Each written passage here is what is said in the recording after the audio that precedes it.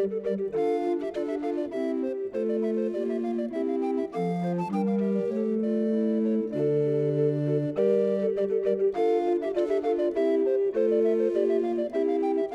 I'm Peter Adamson, and you're listening to the History of Philosophy podcast, brought to you with the support of the Philosophy Department at King's College London and the LMU in Munich, online at historyofphilosophy.net. Today's episode will be an interview about Lipsius and the early modern reception of Stoicism with John Sellars, who's a reader in philosophy at Royal Holloway in London. Hello, John. Hi, Peter. We were just talking about the fact that as we're doing this interview, it's almost exactly 10 years to the day since your last appearance on the podcast about the Roman Stoics, which went up on February 19th, 2012. And we're now recording this in the middle of February 2022. So thank you for coming back. Oh, no, I'm very pleased. It's amazing how much ground you covered in the last decade. It'll be interesting to see where you are in another decade's time. That's for sure. I'll interview you in 10 years from now. So you have to make sure to acquire specialism on something in maybe the 19th century. Okay, but today we're not going to be talking about that. We're going to be talking about the early modern reception of Stoicism and especially Lipsius. Before we come to him, can you tell us something about what was known about Stoicism in the Renaissance prior to Lipsius? In fact, if we start a little earlier, if we think about the Middle Ages in Europe, I guess the most important sources for Stoicism were the works of Seneca and Cicero. And these were both in Latin. They both circulated widely. And there were a few other sources. Someone like Augustine, for instance, makes a very wide range of passing remarks about Stoicism, some positive, some negative. And those were, of course, influential. But for detailed accounts, Cicero and Seneca were key. Seneca in particular was very important because there was a correspondence with St. Paul that people thought was genuine. Obviously, they don't anymore. And he was praised by St. Jerome. So Seneca was regarded very highly. And if we think about the very early Renaissance, figures like Petrarch or Salutati, their image of Stoicism was really shaped by these Latin sources. It's once we get into the 15th century that we see things start to develop. We see Greek texts become available in Italy for the first time. And I guess the most important of these is going to be the Lives of the Philosophers by Diogenes Laertius, which is translated into Latin in the 1430s and then becomes really sort of widely accessible. And there's one really quite interesting figure in this period that's worth mentioning, I think, a humanist called Francesco Filelfo. He spent time in Constantinople. He learned Greek. He read Diogenes Laertius, Sextus Empiricus, and Plutarch, a number of key sources for Stoic ideas. And Filelfo's book on exile contains extended translations from Sextus Empiricus into Latin that report ideas from Zeno and Chrysippus, the early Greek Stoics. I mean, it's almost plagiarism by modern standards. He just lifts passages from Sextus and translates it. But what's interesting about Filelfo as a kind of a watershed moment, I think, is when he talks about the Stoics, he's talking about Zeno and Chrysippus. Whereas up until that point, when people talked about the Stoics, they were primarily thinking of Seneca and Cicero. So people are beginning to rediscover the Greek Stoa around this time. And then as the 15th century continues and into the early 16th century, we get a range of other Greek texts become available in Italy in particular. So the commentaries on Aristotle get printed. These contain various important bits of technical information about Stoic philosophy. Diogenes Laertius is eventually printed in Greek. In fact, it's only really by about the middle of the 16th century, around the time that Lipsius is born, that the full range of sources that we're familiar with for Stoicism are all sort of fully available.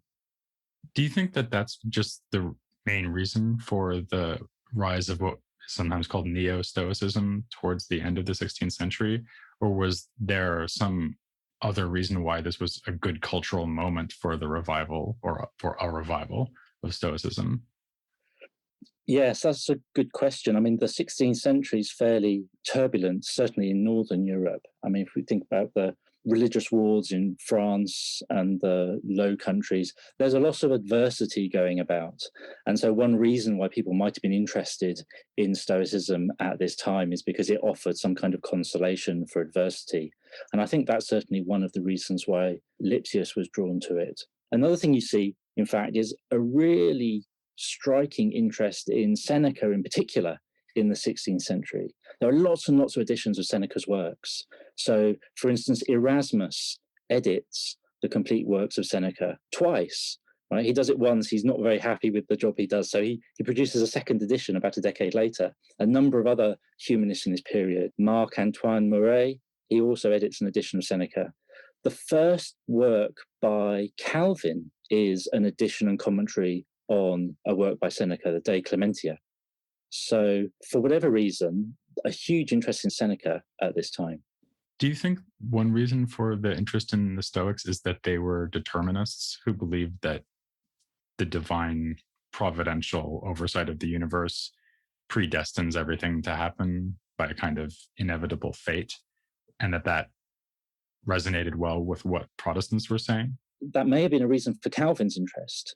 If I remember rightly, there's a passage somewhere in Calvin's Institutes of the Christian Religion where he makes reference to Novi Stoici, to New Stoics, but it's a critical response. It's a critical remark about these New Stoics. So I'm not sure whether Calvin's interest in predestination was closely drawing on Stoic ideas. There's a sense in which, because those issues were so much in the air during this period, it actually made it quite difficult for people interested in Stoicism. So I'm not sure it was a reason why people became interested in Stoicism, but it became a hot topic of discussion whenever people were engaging with Stoic ideas. That might be the best way to put it. So maybe more that it shaped the reception of Stoicism than inspired the reception of Stoicism.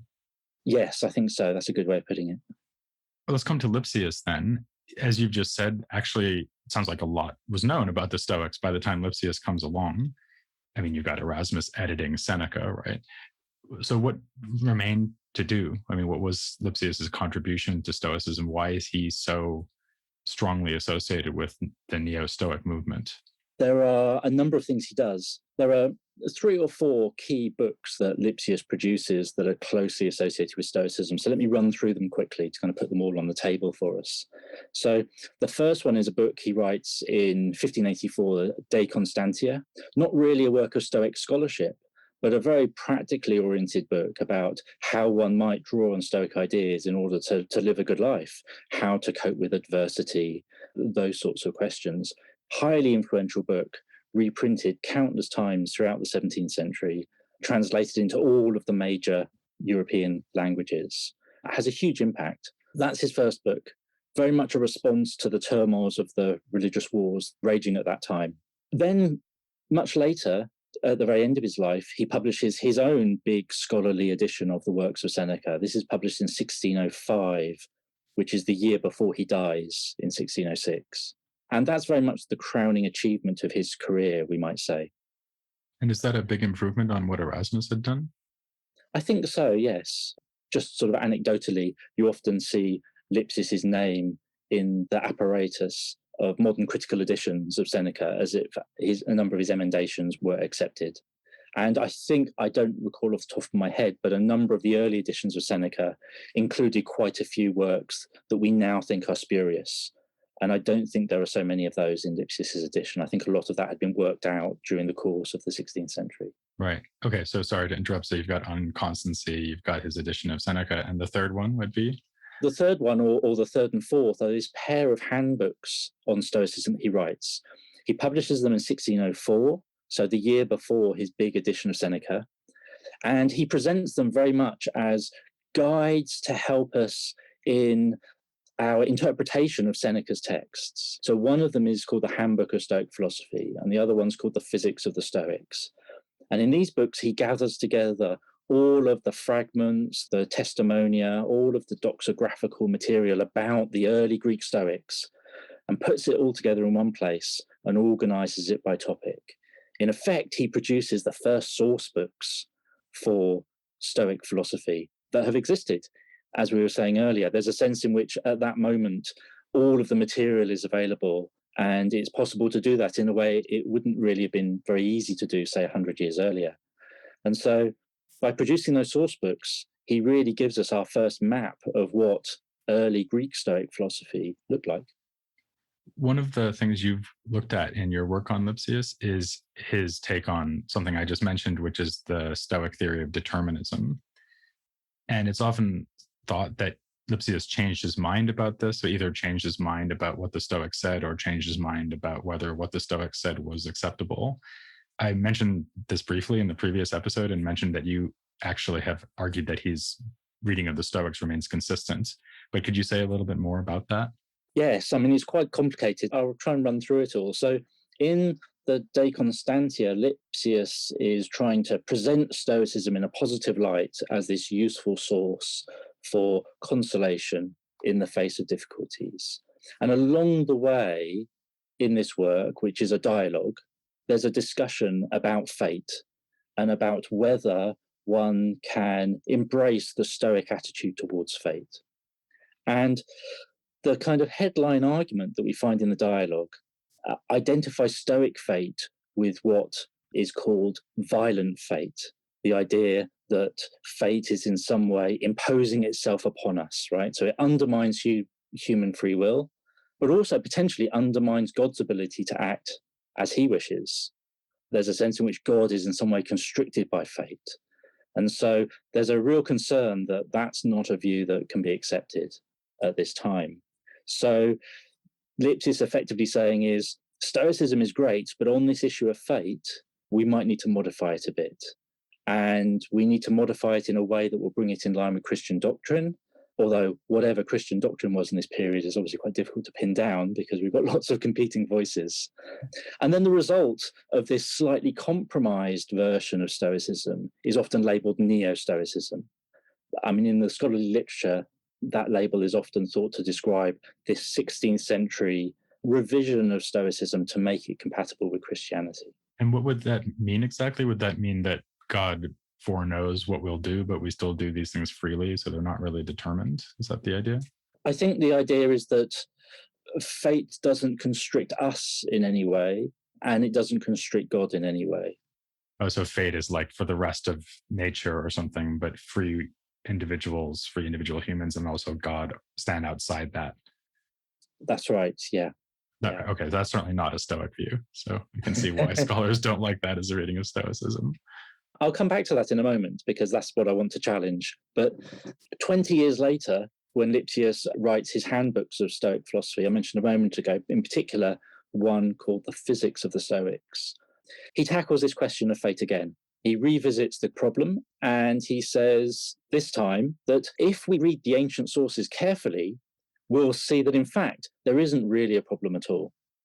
That the image of the Stoics as proponents of some kind of violent fate that constricts us is simply mistaken.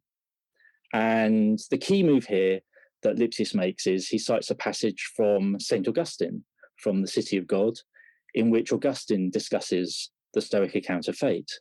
And Augustine says that really all we've got here is a quibble over terminology. The Stoics identify fate with providence, rather than read that as saying that providence is in some way restricted by fate, which would be problematic. We can simply say that fate is just another word for God's providence, for God's will. And the theological problem then just kind of dissolves. So with kind of Augustine on his side as this unimpeachable authority, Lipsius can argue that the Stoics are just fine as they are, and it's no problem for a good Christian to embrace Stoic ideas. We don't need to adapt it and modify it in any way. That makes it look as if Lipsius changes his mind in that 20-year period. And I've argued that perhaps he didn't change his mind at all. Why? Well, I think the key is if we go back to De Constantia and look at it very carefully, we'll note a number of things which will complicate the story a little bit. First of all, as I said a moment ago, it's a dialogue between two characters. Lipsius presents himself as this young man looking for advice, and then there's an older character called Langius, and most of the content is put into Langius's mouth, not Lipsius's own mouth. So that's one thing we need to kind of pay attention to. And Langius gives us 4 reasons why Stoic fate's problematic. God is subordinate to fate, he claims. There's a kind of a rigid, fixed order of causes in nature. By making everything necessary, they destroy the idea of the possible, and all of this undermines human free will. These are all the problems with Stoic fate, Langius says in the dialogue. But there are a number of reasons why we might want to pause before we accept this as Lipsius's considered view. So on the issue of whether God is really subordinate to fate, Lipsius himself in the dialogue has already argued that that's a misrepresentation of the Stoic view. The Stoics never believed that in the first place. Both sides agree there's a fixed order of causes set down by God. There's not really a dispute there. And on human free will, Lipsius elsewhere in De Constantia outlines the Stoic compatibilist view, which shows that human choices, in fact, contribute to the outcome of events rather than being constrained by some kind of violent fate. And in fact, Langius himself doesn't say that the Stoics deny free will. He just says that they seem to. So there is all sorts of strange subtleties going on. And also Lipsius, the author, makes Lipsius, the character in the dialogue, say at one point that he doesn't even understand what the difference between the two positions is supposed to be. What's really going on? It looks to me as if, for whatever reason, Lipsius felt that it was prudent to distance himself from Stoic fate for whatever reason, perhaps because it had some unfortunate reputation, perhaps because of all these debates about predestination. So he wanted to distance himself a bit, but in the dialogue, he gives us all the resources, if you like, for thinking that, in fact, the Stoics don't have this problem whatsoever. It's just a public image problem on their part. So the violent fate reading of the Stoics would always have been an incorrect interpretation of them.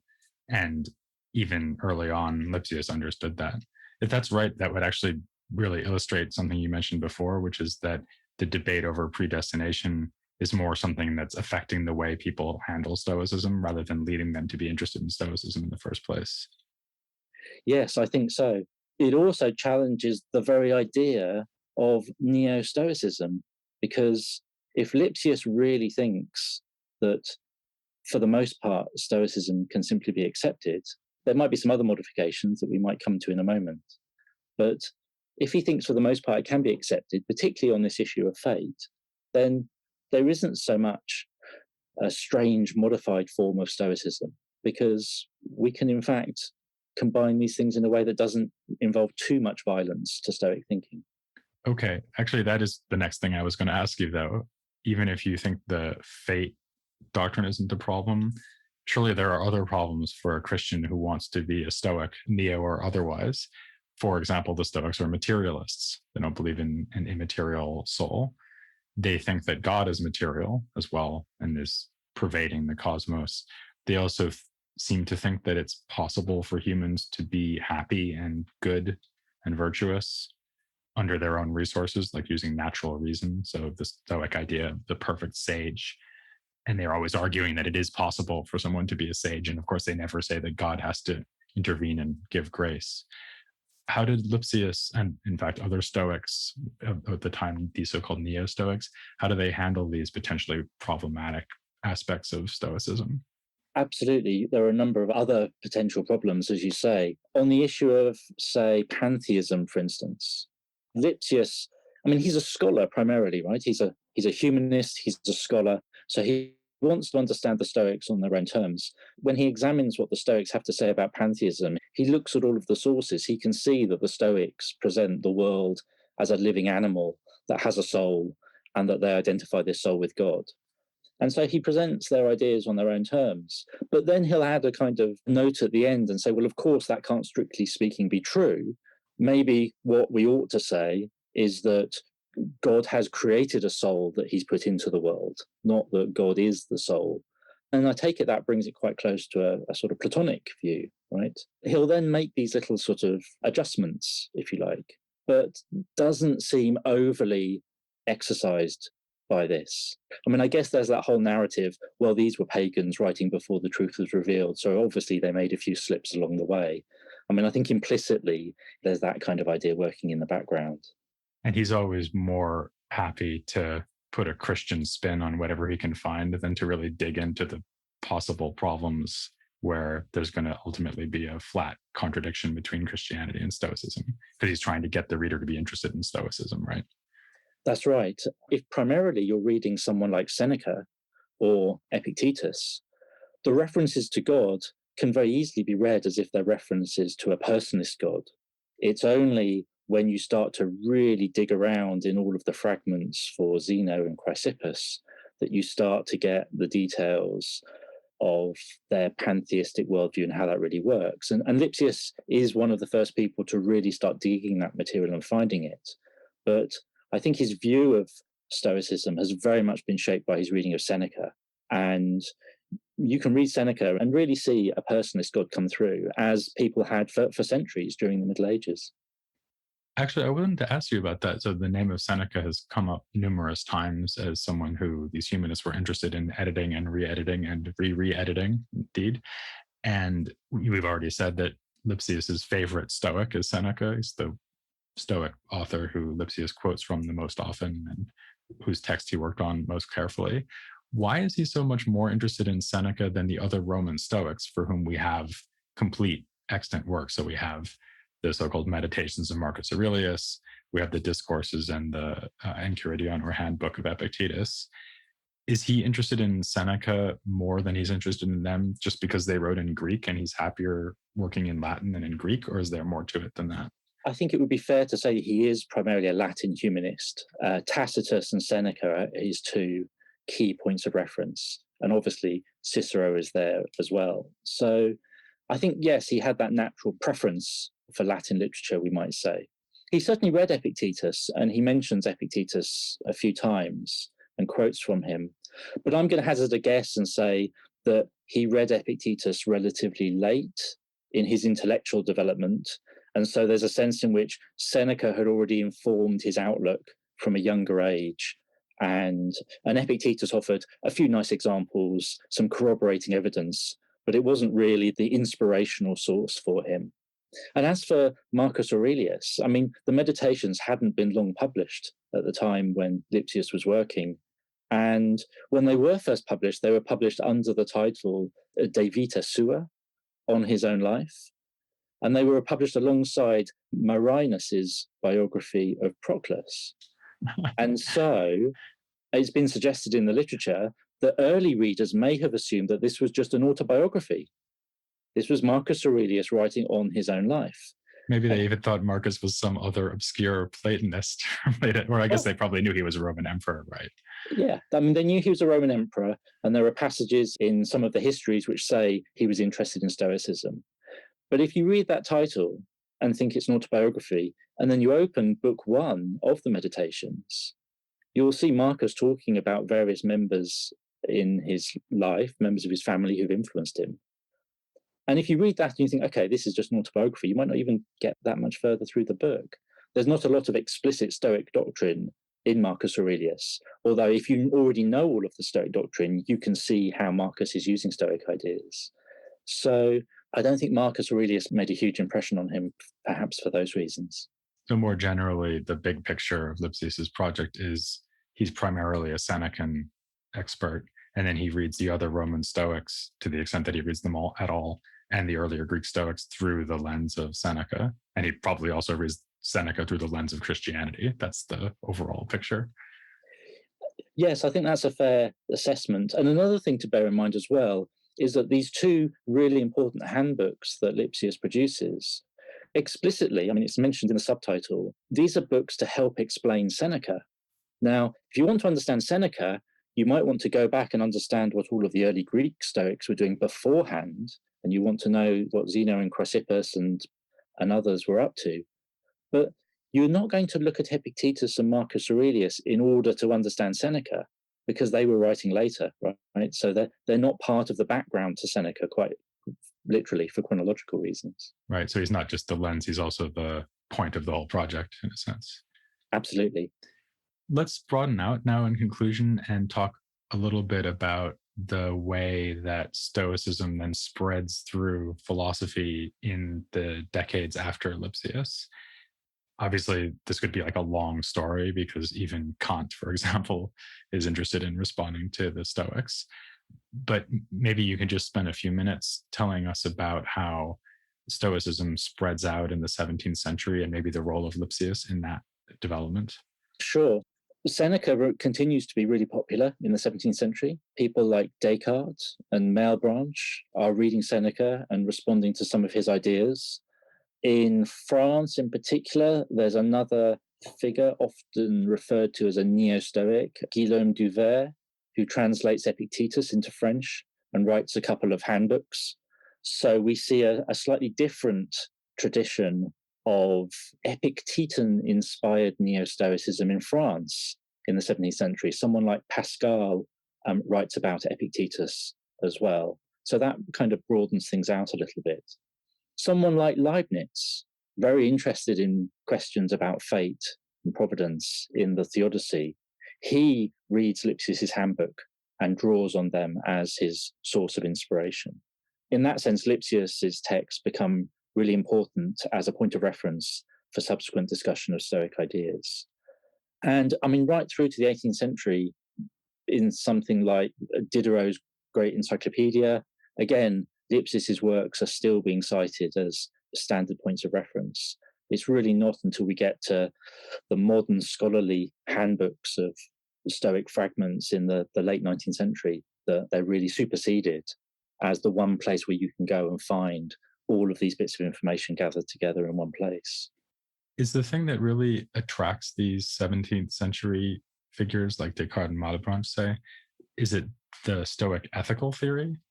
So the idea of self-control. So I'm thinking of like a work like Descartes' work on the passions of the soul or something like that. So are they really focusing on what you might also think was the real contribution of Roman Stoicism, which is this idea about like having a completely rational grip over your own life and accepting whatever fate throws your way? Is that what they're interested in? Or are they interested in Stoicism as a system, which Lipsius was to some extent?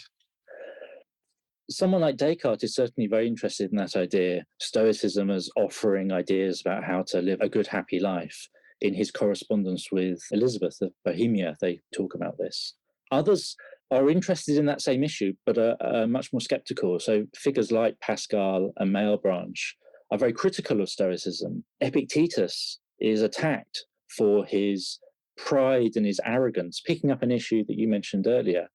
The pride and arrogance in believing that just through the use of his own reason, he can achieve happiness here and now without God's grace. So it's a contentious issue, and that you'll find figures on either side of the debate. In terms of interest in the systematic nature of Stoic philosophy, we really see that pick up in the early 18th century. And someone like Brooker's big history of philosophy, written in the 1740s, really tries to understand Stoic philosophy as a system. One of the things that happens at that point is the pantheism, the materialism, potentially the atheism, not quite, but these sorts of issues are being discussed through a careful study of all of the fragments of the early Greek Stoics, something that Lipsius has really made possible through his handbooks. There's a real challenge to the idea that Epictetus and Seneca are kind of potentially good Christians or friends to good Christians. And that personalist language about God that we find in the works of those Roman Stoics is suddenly really pushed to one side and rejected, right? You can't trust these guys when they talk about God. Really, they've got this really quite dangerous pantheist philosophy that no good Christian could possibly accept. And in the debates about Stoicism in this period in the early 18th century, Stoics are often talked about side by side with Spinoza, right? And there's a sense in which the reception of Stoicism gets tied up with the reception of Spinoza's philosophy, which also makes a number of very similar claims and is deeply controversial for these sorts of reasons as well. Yeah, being associated with Spinoza nowadays might be a compliment, but back then it was not. No. Okay, so that's a look ahead. And actually, one of the thinkers that we just mentioned briefly there was Immanuel Kant, who's famous for having executed what he called a Copernican turn in his philosophy when he introduces his new style of idealism. And that's what we're about to do in the podcast, because we will, in fact, be turning to Copernicus next. He's the figure we'll be focusing on in the next episode. So I will thank John Sellars very much for coming back on the podcast after such a long hiatus. Well, thanks very much for having me back. Yeah, I'll see you in 10 years. Absolutely. And you can all join me sooner than that for Copernicus next time here on the History of Philosophy Without Any Gaps.